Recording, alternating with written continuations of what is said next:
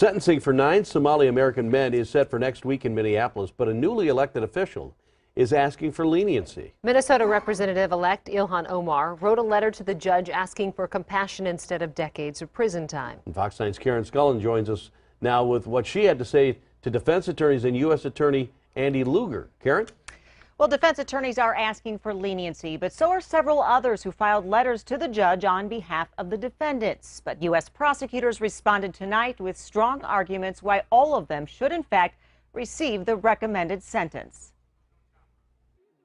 Election night was just 2 days ago, but it seems Minnesota Representative-elect Ilhan Omar may have already made her first move as an elected official.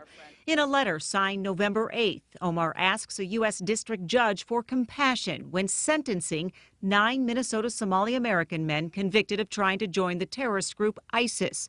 She says the best deterrent to fanaticism is a system of compassion. We must alter our attitude and approach if we truly want to affect change. We should refocus our efforts on inclusion and rehabilitation.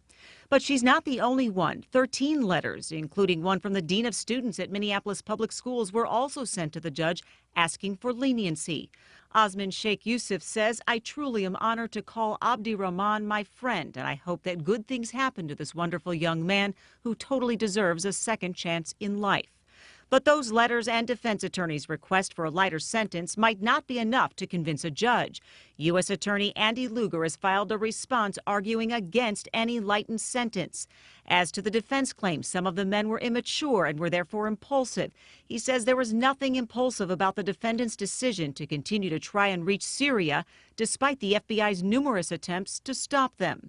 And in response to Gulad Omar's defense attorneys, who characterized the men as three stooges, Lugar writes to the judge it was a very dangerous conspiracy and that it was far from comedians engaged in slapstick comedy and black and white film.